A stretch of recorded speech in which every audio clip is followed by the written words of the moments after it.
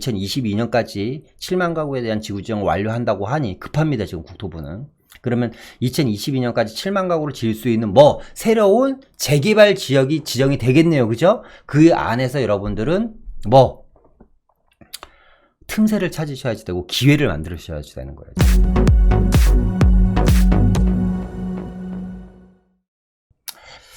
자, 이번에는요, 주택시장 안정을 위한 관리 방안 6월 17일 날 발표한 내용 중에서요, 뭐, 지금 이틀이나 지났기 때문에 많은 내용들은 다 인지하셨을 거라고 생각을 하고요. 그 중에서 꼭 필요한 내용 몇 가지만 좀 더 이야기해 보겠습니다. 이런 내용이 있어요. 시장 상황 평가를 했다. 시장 상황에 대한 평가. 보시면 작년 12, 16 대책을 통해서 대출 세제 등을 보완했고, 금년 2월 달에는 규제 지역을 추가로 지정하였고, 5월에는 주택 공급 관련 방안도 발표했다. 참 줄줄이 계속해서 발표를 했죠.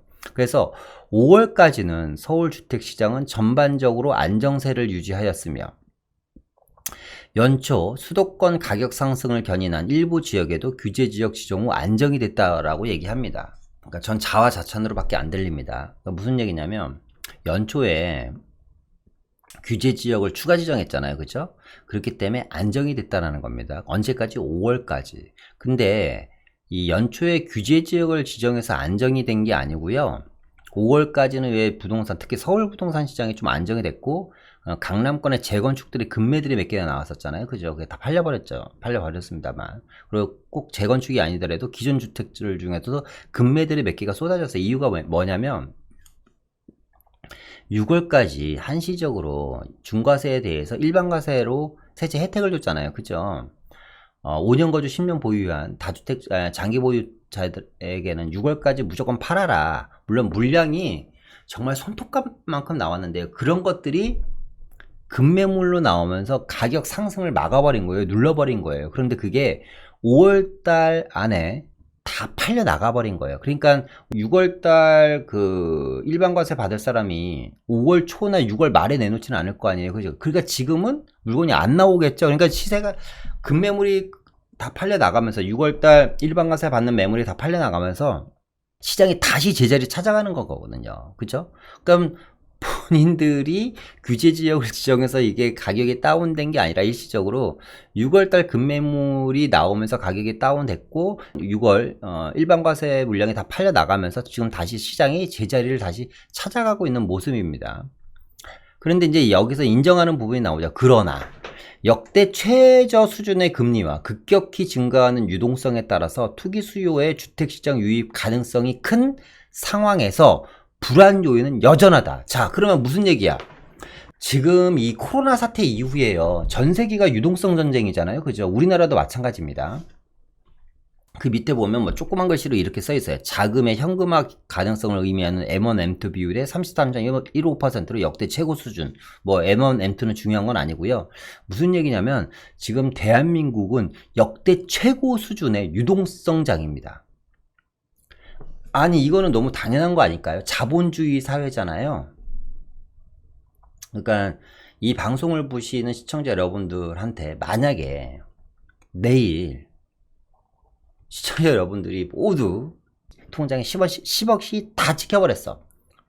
로또가 맞은 거야 하루아침에. 그러면 나는 개인적으로 유동성이 왕 커졌죠. 뭐 하실 거예요?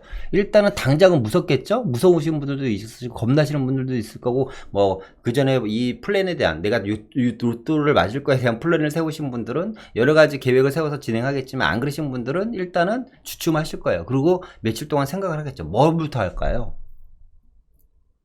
집 먼저 사겠지. 집 없는 사람은. 그리고 집이 있어도 월세 나오는 걸 또 준비하는 사람들도 있겠죠. 물론 주식 하시는 분들도 있고 사업하시는 분들도 있고 빚을 갚으시는 분들도 있겠지만 어쨌거나 이 유동성이 커지면 아무리 규제를 해도요 시장에 자금이 들어갈 수밖에 없어요. 제가 이 오늘 날짜입니다. 시청자 여러분도 이제 이 유튜브 제 방송 다 시청하시고 나면요 한번 인터넷에 검색창에 양적 완화라고 한번 검색을 해보세요. 자, 오늘 양적 완화에 대한 뉴스입니다. 그냥 제가 검색한 거예요. 양적 완화 기조 유지, 영란은행 국채 150조 추가 매입, 금통위입니다. 금통위 3명 양적 완화 도입 검토가 필요하다. 우리나라 지금 돈 더 풀어야 된다는 겁니다. 그리고 실효 하나 언급한 하는 금통위원들 양적 완화 검토를 촉구하고 있고,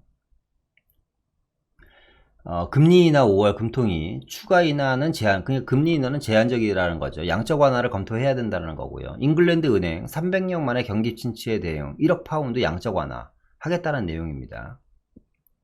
개별 회사채까지 매입에 나선 미 연준 무제한 양적 완화 기조, 무제한, 그러니까 금액 정해놓지 않겠다라는 겁니다. 미국 같은 경우는 지금 얼마까지 돈을 풀 줄 몰라요. 달러는, 그러니까 미국이 진짜 대단한 게, 이게 전 세계 대표 통화인데 그냥 본인들이 찍고 싶은 만큼 찍어내면 이 달러가 휴지 조각이 되면 원화는 얘기할 것도 없는 겁니다. 지금 그죠?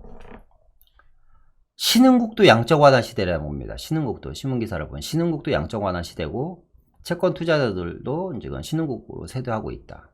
그러니까 무슨 얘기냐면 지금 인정하고 있는 거잖아요. 역대 최저 수준의 금리와 급격히 증가하는 유동성에 따라서 주택시장 유입 가능성이 큰 상황에서 불안 여건이 여전한. 근데 이게 이런 상황에서 앞으로 돈은 엄청나게 더 풀릴 겁니다. 진짜 이 바이러스 사태가 빨리 끝나야지 되는데 이게 언제 끝날지 모르잖아요. 그죠?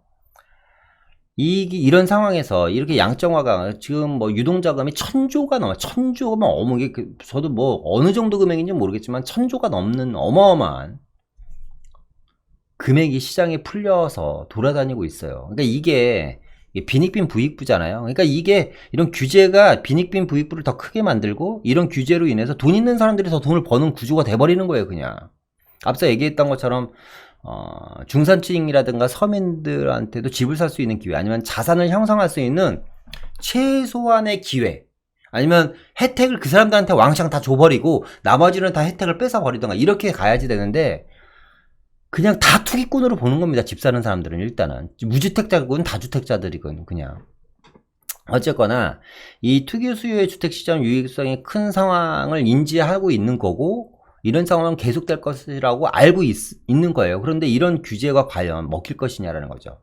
특히 이 자본주의 사회에서 돈이 이렇게 많은데, 그죠? 당장은 아닐 겁니다. 좀 주춤할 수는 있겠죠. 이런 규제로 인해서 여태까지 그랬으니까 2, 3개월 주춤할 수 있겠습니다만, 어느 순간 어떻게 돼요? 이제 내성이 생기는 거예요. 항상 뭐 이 내성에 대한 얘기는 정말 많이 했었잖아요. 앞서 얘기했던 것처럼 수도권 전 지역이 투기 지역이에요. 그럼 이제 뭐예요? 내성이 생긴 거예요. 그래? 그동안은 그동안은 이 투기 지역이 아니었어. 근데 더 웃긴 건 뭐냐면, 이번에 투기 지역으로 지정된 곳들이 아예 비규제 지역이었다가 갑자기 투기 지역으로 된 곳들도 있잖아요. 특히 인천 같은데요. 이건 정말 자다가 봉창 두들기는 일입니다. 인천 시민들 같은 경우는 정말, 제가 인천에 살았으면 억장이 무너질 것 같아.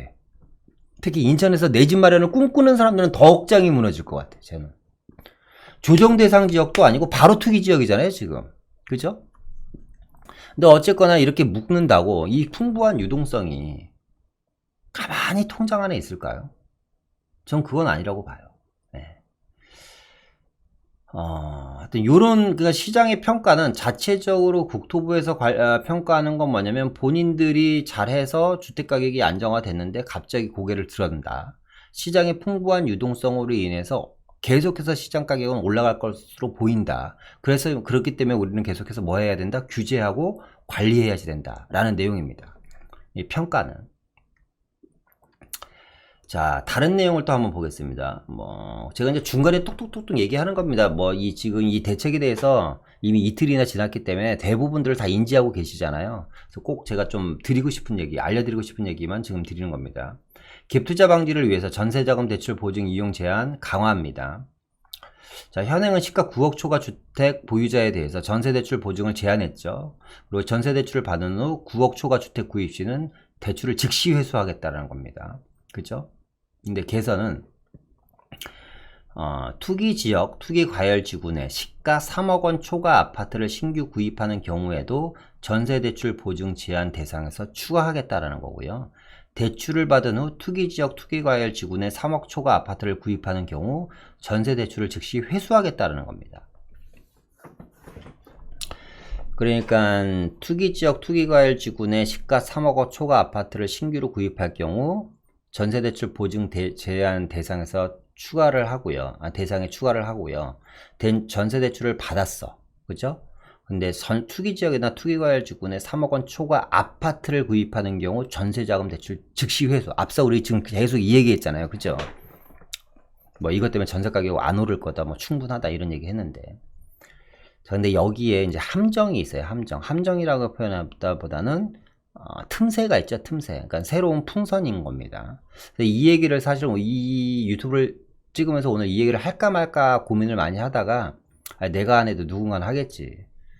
뭐 이런 생각 때문에 그냥 하는 겁니다. 보시면 천천히 잘 읽어볼게요. 투기지역 투기과열지구 내 시가 3억원 초과 아파트라고 나와 있습니다. 그죠? 두 번째, 전세대출을 받은 후 투기지역 투기과열지구 내 3억원 초과 또 아파트라고 나와 있습니다. 그럼 뭐냐? 아파트에 대해서만 대출 규제를 하는 거예요. 자, 그러면 내가 3억 초과가 아니라 6억짜리 재개발 다가구를 샀어. 아파트 아니죠? 대출 규제 전혀 없습니다. 뉴타운에 광명 뉴타운에 4억 5천짜리 빌라 샀어요. 아파트 아니죠? 대출 규제 없는 거예요. 무슨 얘기냐? 아파트만 지금 규제를 하는 거예요. 아파트만. 그죠? 그러면 이 단독주택이나 다가구 주택, 그리고 오피스텔, 그리고 다세대 주택 같은 경우는 규제가 전혀 없다라는 거죠. 전혀 없다. 대출 규제가 전혀 없다. 어떤? 전세자금 대출 규제. 그러니까 이럴 수도 있죠. 전세대출을 받아서 저는 살고 있어요. 그래서 제가 전세자금 대출 받아서 살고 있는데 딱 저기 보니까 재개발 추진위가 움직여. 근데 피가 별로 없어. 전세 끼고 2억이면 살 것 같아. 다세대를 사면 전세자금 대출 회수 안 하는 겁니다. 이해되시나요? 이게 되게 중요한 말씀 드리는 거예요. 그러니까 아파트에 대해서만 규제를 한다. 되게 중요한 포인트. 단독주택, 다가구주택, 다세대주택과 오피스텔에 대해서는 규제를 안 한다. 그런데 지금 전체적인 상황이 어떤 상황이다? 재건축은 규제하고 재개발은 규제를 안 하는 상황이다. 특히 앞서 얘기했지만 그냥 계속해서 강조하는 겁니다. 서울시의 7만 가구에 대한 지구 지정을 2022년까지 7만 가구에 대한 지구 지정을 완료한다고 하니 급합니다. 지금 국토부는. 그러면 2022년까지 7만 가구를 지을 수 있는 새로운 재개발 지역이 지정이 되겠네요. 그죠? 그 안에서 여러분들은 틈새를 찾으셔야지 되고 기회를 만들으셔야지 되는 거예요. 제가 앞선 영상에서도 얘기했었죠. 7만 가구는 엄청난 혜택이다. 지금 재개발 살려면 프리미엄 많이 주고 사야지 되잖아요. 그렇죠? 그런데 어떤 지역이 재개발 지역으로 미리 지정될 것을 대충 알 수는 없지만 어림잡아서 대충 이런 지역이 될 거라는 거는 윤곽이 나와 있으니까 미리 투자를 한다면 전세를 살고 있어도 소액으로 5천, 6천, 7천만 원으로 충분히 재개발 예정지에 있는 다세대 같은 걸 투자해도 할 수 있다라는 거죠. 그래도 전세자금 대출에 대한 회수는 없다라는 겁니다. 그죠? 그 부분 좀 인지를 하셨으면 좋겠어요. 적용 시기는 1번 사항은 투기과열지구나 투기지역 내 3억 초과 아파트를 신규로 구입하는 경우부터 적용을 시킵니다. 2번 사항은 전세대출 신규 신청분부터. 그러니까 아파트를 구입하거나 그러니까 전세를 살면서 아파트를 구입하면 바로 적용. 그리고 전세대출 신청하면도 바로 적용시키겠다라는 거예요. 그죠? 그리고 이제 재건축에 대한 얘기 한번 해볼게요. 거주 요건을 갖춘 경우 조합원 분양 신청 허용. 초과이익 환수라든가 안전진단 강화는 그냥 빼겠습니다. 다 알고 이미 다 인지를 하셨을 거니까. 그러니까 안전진단 강화 같은 경우는 이렇게 생각해요. 저는 제가 이제 방송에서 그런 얘기 많이 하잖아요. 안전진단이 강화됐으면 이거는 나중에 황금알을 낳는 거위가 될 수도 있다. 장기적으로 봤을 때는. 제가 이 얘기를 한 1년 이상 했던 것 같아요. 안전진단 통과된 아파트를 어설프게 팔지 말아라. 왜냐면 이제 앞으로는 제가 이 얘기 정말 1년 전부터 했었어요. 안전진단이 점점 어려워질 겁니다. 점점 어려워져요. 왜냐면 이제 함부로 안전진단 통과 못 해줘요. 안전진단 통과를 왜 함부로 못 해주냐? 어설프게 안전진단 통과를 왜 못 해주냐? 관련자들이 너 뇌물 먹었지. 아니면 비리 있다든 이런 오해를 받으실 수도 있어. 오해를 받을 수도 있어요. 왜? 지금 국토부에서 되게 뭐예요? 신경이 날카로운 부분이 이제 이런 부분들인데 어설프게 안전진단 통과해 줄 수 있겠어요? 되게 강하게. 그러니까 점점 안전진단 강화는 힘들어질 겁니다. 그러니까 첫 번째, 안전진단 통과 자체가 어마어마하게 힘들어진다. 두 번째, 초과이익 환수 즉각 시행이다, 이제. 그죠? 이번 내용 보면. 그다음 세 번째, 2년 살아야 된다. 이거죠. 제가 이 얘기를 다시 왜 보여드리냐면, 자, 개선안만 얘기할게요. 그냥 현행은 다 알고 계시니까. 개선안은 수도권 투기과열 지구의 재건축에서 조합원 분양 신청 시까지 2년 이상 거주한 경우에 한하여 분양 신청을 허용한다는 거죠. 그는 적용 안 할, 그러니까 2년 거주 안 하면 현금 천상 대상이라는 겁니다. 언제부터? 내년 1월 1일부터 조합 설립 인가 신청 사업부터. 그러니까 올 연말까지 조합 설립 인가를, 그러니까 예를 들어서 2년 거주 안 해도 조합원으로 인정받으려면 적어도 2022년 12월 말일까지는 조합 설립 신청이 완료가 돼야 돼요. 그죠? 안 그러면 거주 안 하면 현금 청산이에요. 그러면 만약에 올 연말까지 조합 승인 신청이 되지 않은 재건축 단지들 같은 경우는 일단은 분쟁의 소지가 많다. 조합원들끼리. 그죠? 두 번째는 영영 못한다. 그죠? 영영. 그러면 어떠한 부작용이 일어날까요? 재건축 사업장이 상당히 많은 강남권 같은 경우는 어마어마한 양극화. 어떤 양극화? 재건축이 됐던, 이제 재건축을 할 수 있는 아파트와 재건축을 못하는 아파트에 대한 양극화. 두 번째, 새 아파트에 대한 품귀 현상은, 정말 금액을 가늠 못할 정도로 어마어마하게 올라갈 가능성이 상당히 높습니다. 자, 그 얘기를 하려고 하는 게 아니라, 이제 이런 질문을 하셔서 말씀을 드리는 거예요. 자, 그러면 이런 질문이 있으세요. 그러면 지금 재개발은 규제가 없는데, 재개발도 혹시 규제를 강화해서 2년 이상 거주 안 하면 조합원 자격 인정 안 해줄 수도 있지 않을까요? 규제를 하게 돼서 이렇게 질문하시는 분들이 몇 분이 계셨어요. 뭐 저희 회사 홈페이지라든가 인터넷을 통해서. 그런 걱정은 절대 안 하셔도 된다. 재개발은 공공성이 강화된 거잖아요. 어떤 공공성이냐? 재개발은 아파트만 짓는 게 아니죠. 뭐 기반시설 같이 들어갑니다. 뭐 학교가 들어간다든가 도로가 들어간다든가 그냥 공공적인 사업이에요. 두 번째, 재개발과 재건축의 가장 큰 틀린 점은 뭐냐면, 여러분 재개발 지역 가보시면 아시겠지만 한남뉴타운 같은 데라든가 뭐 아현이나 북아현 지구 같은데, 장이동도 그런 데가 많고요. 이문동도 많죠. 그러니까 서울시에 있는 산동네 재개발 지역들 같은 경우는요, 아예 사람이 못 사는 집이 많아요. 사람이 살면 큰일 나는 집들이 많아요. 붕괴 위험이 상당히 높은 집들이 많습니다. 그런데 판잣집들도 많고. 그러니까 서울시 재개발 지역에 여러분 가스가 안 들어오는 지역이 있다고 믿기세요? 용산에 여러분 도시가스 안 들어오는 주택들 엄청나게 많아요. 용산 서울시내 한복판인데. 이해 안 되시죠? 그런데 되게 많아요. 여러분 종로에 노후 주택가에 종로 도시가스가 안 들어온다라는 게 믿겨지세요? 안 믿겨지죠? 많아요. 가보시면. 그 무슨 얘기냐면 공가인 주택이에요. 사람이 못 사는 주택. 이런 데는 2년 이상 거주 요건을 하라고 얘기를 못해. 큰일 나기 때문에. 그죠? 그래서 사람 죽어나가면 어떡할 거야. 막말로. 그죠? 그렇기 때문에 재개발은 완벽하게 안전하다. 그러니까 거주 요건이랑 무관하게 무조건 재개발 지정만 되면 조합원 자격을 인정받기 때문에 이게 엄청난 풍선 효과가 그러니까 재개발은 지금도 사실상 천정부지로 가격이 올라가는데, 이 재개발에 대한 가치는 앞으로 이 정부가 유지가 되는 한, 재건축에 대한 규제가 풀어지지 않는 한, 이 재개발은 정말 지금 못 사면 못 사는 상품이 될 것 같습니다. 물론 지금도 지금 어마어마한 프리미엄이 붙어 있지만, 그래서 제가 계속 강조되는 게 뭐예요? 강조드리는 게, 이번에 도심의 7만 가구 공급에 관심을 가져라. 2022년까지 7만 가구가 공급되는 지역에 신규 지정이 될 거라는 얘기를 계속해서 드리는 겁니다. 그런 지역에 눈여겨보시라는 겁니다. 눈여겨보셔라. 그리고 이제 마지막 내용이죠. 계속해서 했던 내용인데 또 나오네요. 수도권 주택 공급 기반 강화 방안, 후속 조치를 빨리 이행하겠다는 거죠. 추진 내용을 보면요. 공공재개발 등을 통해서 2022년까지 서울의 7만 가구 부지를 확보하고 2023년 이후 수도권 연평균 25만 플러스 알파 수준의 주택을 공급하겠다는 거고, 그러니까 여기서 중요한 건 뭐예요? 밑줄 쳐야지 되는 부분. 2022년까지 서울의 7만 가구 부지를 확보. 앞서 얘기했죠? 2022년까지 서울의 7만 가구 부지를 확보한다는 것은 2022년까지 서울의 7만 가구에 대한 신규 재개발 구역 지정이 된다. 7만 가구에 대한 주요 내용 5월 6일날 발표한 수도권 주택 공급 기반 강화 5월 6일날 발표한 내용이죠. 제가 이 내용도 이 영상도 아주 디테일하게 이 내용에 올렸어요. 아마 지금 이 영상을 처음 보시는 분들은 다시 한번 꼭 돌려보기를 하십시오.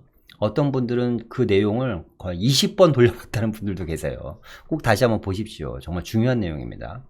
그리고 그 내용을 보시다 보면 그 안에 답이 있습니다. 돈을 벌 수 있는, 수익을 낼 수 있는, 큰 돈 안 들어갈 거 아니에요. 아직 구역 지정이 안 됐기 때문에 그런 지역에 다세대 주택 하나 사는데 뭐 7, 8천만, 1억 미만으로 충분히 살 수 있으니까. 주요 내용을 보면요. 공공성을 강화한 정비사업 활성화, 그러니까 무슨 얘기냐면 공공성을 강화한 재개발을 통해서 4만 가구를 공급하고요. 그리고 유휴정비 중공업 지역에 15,000가구 공급한다는 겁니다. 그리고 유휴부지, 용산 같은 지역에 철도 차량기지라든가 이런 곳에 또 15,000가구, 도합 7만 가구를 2022년까지 확보하겠다라는 건데, 지금 여기에는 안 나와 있습니다만 5월 6일날 어떤 내용이 나와 있냐면 2022년까지 서울의 7만 가구 부지뿐만 아니라 추가적인 구역을 지정을 계속해 나갈 거라는 겁니다. 그래서 그런 지역을 계속해서 찾고 있다, 국토부는. 조치 계획 한번 보겠습니다. 하반기부터 본격적인 사업 공모인 시범사업 착수. 그러면 올 하반기에 벌써 몇 개의 지역은 구역 지정이 된다라는 겁니다. 그죠? 그리고 주민대상 설명회를 7, 8월달 다음 달부터네요. 시작하고요. 시범 공모 사업을 9월에 거쳐서 연내 사업 시범 사업 후보지를 선정하겠다는 거고, 용산 같은 데는 공기업 예비 타당성 조사를 진행하겠다는 겁니다. 이번에 용산이랑 그래서 이제 어디에요? 가격 상승이 기대가 되는 강남 같은 곳에 이번에 토지가 허가구역이 지정이 됐죠. 그래서 도심 7만 가구 공급에 대해서 짤막하게 제가 그 전에 했던 영상에 대해서 좀 축소판을 해드리면 어떤 지역에 관심을 가져야 되냐면요. 이 영상을 보시고 다시 한번 꼭 제가 2주 전에 올린 영상을 보세요. 아마 링크가 뜰 겁니다. 7만 가구 공급이 될 만한, 7만 가구 공급에 대한 좀 내용을 정리해보면요. 서울 시내 531곳의 재개발 재건축 사업장에 대해서요. 주택공급 활성화 지구를 지정하겠다는 겁니다. 그러면 이 주택공급 활성화 지구가 되면 어떤 일이 벌어지냐? 아주 어마어마한 일이 벌어져요. 그러니까 지금의 부동산 대책과 규제책과는 정반대되는 일들이 벌어집니다. 여태까지 우리는 규제에 대한 얘기를 했잖아요. 근데 도심 7만 가구 공급은 본인들이 하겠다는 거기 때문에 여기는 어마어마한 혜택이 주어집니다. 어떤 혜택? 용도지역 상향, 주거지역을 상업지로 바꿔주겠다, 용적률 완화, 어디까지? 법정상한 용적률을 초과해서. 지금 서울 재건축이라든가 재개발 지역에서 가장 큰 문제점이 뭐예요? 용도지역은 둘째치고 용적률을 뭐 올리지는 못하지만 용적률을 다운시키려고 하잖아요, 계속. 그런데 이번에 7만 가구 공급하는 신규 지구 같은데 재개발 사업장에 대해서는 법전 상한 용적률을 초과해서까지도 허용하겠다라는 거고요. 더 중요한 거 뭐예요? 재건축은 초과이익 환수제, 재개발은 기부 체납 30%인데 기부 체납도 없앨 가능성이 높다. 기부 체납을 완화시켜서 사업성을 높이겠다라는 겁니다.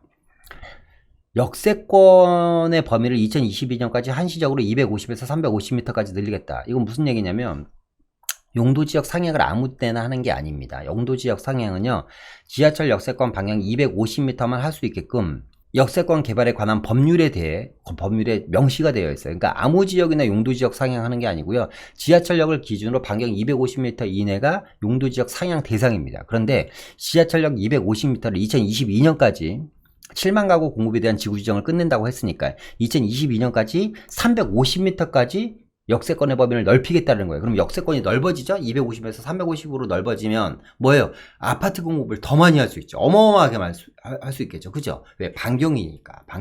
그죠? 그럼 어떤 지역에 봐야 될까요? 첫 번째, 역세권인데 상업지 가능성이 높은 반경 20에 50m 이내, 특히 더블 역세권이라든가 도심 지역에 역세권인데 노후주택이 많은 지역, 아니면 녹세권인데 개발이 될 만한 지역, 이런 지역을 봐야겠죠. 특히 또 어디? 중공업 지역. 중공업 지역에서요.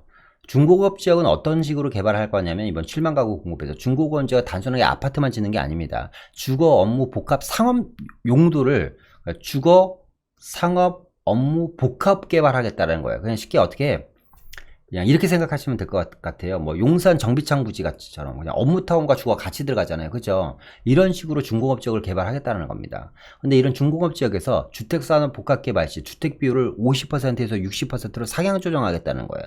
무슨 얘기냐? 그러니까 주거 업무 상업 복합지구는 뭐예요? 중공업 지역에 주상복합 짓겠다는 거거든요. 쉽게 얘기하면 주상복합 아파트는 전체 면적의 50%만 아파트를 지을 수 있는데 이번에는 60%를 그러니까 중공업 지역 안에서 얘기하는 겁니다. 중공업 지역 안에서는 50%만 주택을 지을 수 있는데 중공업 지역에서 60% 주택을 늘리겠다는 건 뭐냐면 그만큼 상가의 물량이 줄어드니까 사업성이 좋아지는 거잖아요. 그죠? 근데 이거 언제까지? 3년간만 한시적으로 진행하겠다. 그러니까 앞으로 3년이 되게 중요한 거예요. 그죠? 어떻게? 용도 지역도 상향하고 용적률도 완화해주고 역세권 반경 250m를 350m로 늘려주고 그런 역세권 주변을 앞으로 개발시키겠다는 거고요. 중공업 지역에서는 주택의 공급 비율을 늘리기 위해서 주택 비율을 50%에서 60%로 한시적으로 상향하겠다는 겁니다.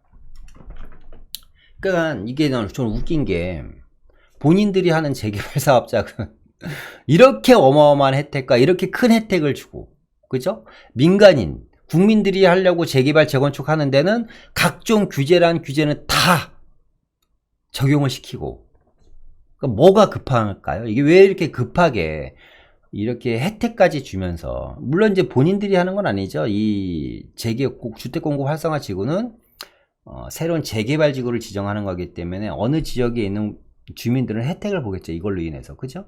근데 저는 이렇게 봐요. 도심의 7만 가구 공급. 그 전까지만 해도 서울의 주택이 안 부족하다 그랬어요. 그죠? 안 부족하다 그랬어. 그래서 수도권에 지으면 끝난다 그랬는데 도심의 7만 가구 공급에서 끝나는 게 아니라 추가 지정을 더 한다고 하니까 뭐 10만 가구가 될지 12만 가구가 될지 모르겠지만 도심의 신규 재개발 지구를 정부가 공공이 나서서 하겠다는 겁니다. 왜 이렇게 급하게 할까요? 이유는 단 하나죠. 현재 주택 양으로는 해결이 안 되기 때문에. 그러지 않을까요? 안 그러면 이렇게 각종 인센티브라든가 용적률을 올리면서까지 도심에 7만 가구를 공급하려고 할까요? 저는 그렇지 않다고 봐요. 그래서 여러분들은 규제가 있으면 항상 채찍과 당근은 함께 공존하잖아요. 그죠? 이게 당근인지 아닌지는 모르겠습니다만 어쨌거나 가뭄의 단비 같은 희소식이다. 이 7만 가구 공급은 제가 누차 강조하지만 올 하반기까지는 여러분들이 이곳에 7만 가구 공급이라는 부분에 집중을 해야 된다. 어디에? 도심에. 외곽이 아니라 도심입니다. 서울 4대 문안 도심권에 집중을 해야지 된다. 라는 겁니다. 자, 총평입니다. 총평. 마무리. 다주택자가 갖고 있는 보유주택을 내놓게 하려는 저는 토끼몰이에 불과하다. 몇 번째? 21번째 토끼몰이. 그 토끼몰이도 좀 어설퍼서 토끼몰이를 시작한 지 이틀 만에 또 이제 추가 내용을 발표했죠. 그죠? 몇 가지 참 우습지 않은 아까 말씀한 해프닝 같은 일들이 벌어지고 있습니다. 또 이건 되게 중요한 내용인데 다음은 주택임대사업자 제도에 대한 강력한 대책이 나올 것 같습니다. 아마 빠르면 올 하반기, 늦으면 내년 초. 만약에 이제 올 하반기까지 주택이 계속해서 이런에도 불구하고 주택이 계속해서 상승한다면 주택임대사업자에 대한 나머지 혜택을 다 없애버릴 수도 있어요. 자, 이 얘기는 왜 중요하냐? 지금 이 영상을 보시는 분들 중에서도 투자를 하시려는 분들이 있을 거 아니에요? 아니면 앞서 얘기했던 이 3억 이하, 그러니까 3억 이상 주택에 대해서는 규제를 하지만 아파트에 대해서는 규제를 하지만 3억 이상 주택에 대해서는 규제가 없잖아요. 그죠? 그러니까 아파트만 규제하는 거잖아요. 결국에는. 그럼 단독 다가구 다세대 없는 겁니다. 그런데 뭐 단독 다가구는 85제곱미터가 넘고 6억이 넘기 때문에 임대사업자 어차피 못 내는 거잖아요. 그죠? 근데 재개발 예정지, 재개발 사업장에 있는 주택들 같은 경우는 뭐예요? 주택임대사업자 안에 포함되는 거잖아요. 예를 들어서 A라는 지하개발 지역이 있어요. 근데 매매가가 10억이에요. 근데 감정가가 얼마나 나와요? 그 평가액이 보통 한 3억에서 4억 나오잖아요. 그죠? 그러니까 매매가가 10억이어도 기준시가는 6억 이하란 말이에요. 그렇기 때문에 주택임대사업자가 충분히 될 수 있어. 왜? 다세대 주택은 85제곱미터 다 이하니까. 그죠? 그러면 이 여러분들 중에서 주택임대사업자를 생각하고 계신 분이라든가 아니면 추가적인 투자를 생각하시는 분들은 이제 주택임대사업자 그나마 아니면 더 이상 사실 추가적인 투자가 힘들어진 세상이잖아요. 그죠? 그럼 이 나머지 혜택도 다 없애버릴 것 같아요. 제가 봤을 때. 왜? 법인을 건드렸기 때문에. 여러분 잘 생각해보세요. 법인을 건드렸다라는 거는 법인을 왜 건드려? 그리고 이 법인을 건드린 게 단순하게 건드린 게 아니라 제가 봤을 때는 말도 안 되게 건든 거예요. 왜? 지금 개인도 거의 부과되지 않는 종합부동산 최고세율을 법인은 그냥 무자비하게 지금 종합부동산 최고세율을 지금 들이댄 거거든요. 지금 개인들 중에서 지금 법인은 그동안 종부세도 안 냈잖아요. 근데 이걸 갑자기 들이댄 거예요. 그럼 무슨 얘기냐? 법인이 중요한 게 아니라 다음이 누군지를 예시를 하는 거잖아요. 그죠? 법인을 건드렸으면 다음 누구예요? 개인 사업자일 거 아니에요. 개인 사업자. 그죠? 개인 사업자 뭐예요? 주택임대 사업자. 그렇기 때문에 이 주택임대, 근데 이게 이제 소급 적용은 안 되니까 투자를 하실 거면 이 주택임대 사업자에 대해서 칼질을 하기 전에 여러분들이 하실 분들이라면 또 이게 얘기 잘못하면 또 투기를 부추기는 걸로 될 수도 있기 때문에 그런 생각이 있으신 분들이라면 주택임대사업자를 하루라도 빨리 여러분들이 등록을 하셔라 이렇게 좀 말씀을 드리고 싶습니다. 뭐 얘기를 하다 보니까 또 주저리 뭐 내용이 어떻게 됐는지 모르겠어요. 그냥 제가 하다 보니까 좀 흥분해서 내용을 잘 전달해 드렸는지 모르겠습니다만 어쨌거나 이 주택시장 안정을 위한 관리 방안은 제가 그냥 간단하게 추려서 몇 가지만 말씀드립니다. 시장에 대한 평가, 그죠? 그리고 아까 3억 아파트다, 아파트이기 때문에 주택에 대해서는 주택 같은 곳이 이제 풍선 효과, 틈새 시장이 된다. 주택 공급 기반 강화 7만 호에 대해서 여러분들이 좀 관심을 가지셨으면 좋겠다. 라고 말씀을 드리면서요. 자, 오늘 이만 마치겠습니다. 지금 계속해서 이 바이러스로 인해서 신규 확진자가 계속해서 늘고 있잖아요.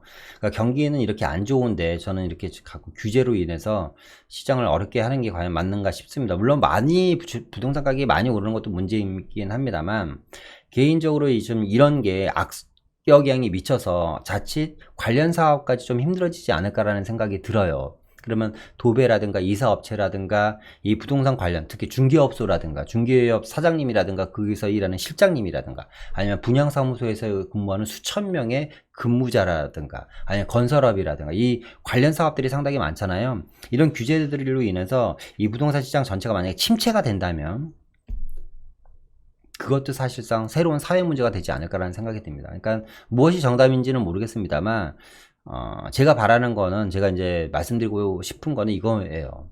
만약 국토부 관계자들이 이 영상을 보신다면 무주택에 대한 실수요자들한테는 좀 과감하게 좀 풀어주고요. 다주택자들한테는 좀 옥죄더라도 그리고 너무 억지로 살 수 있는 능력이 되는 사람들한테 억지로 규제를 가해서 시장을 좀 이게 다주택자들이 집을 사는 게 교란이 아니라 저는 억지로 막아서 새로운 풍선 효과가 시키고 이것도 교란이라고 봐요. 교란행위라고 봅니다. 저는 개인적으로.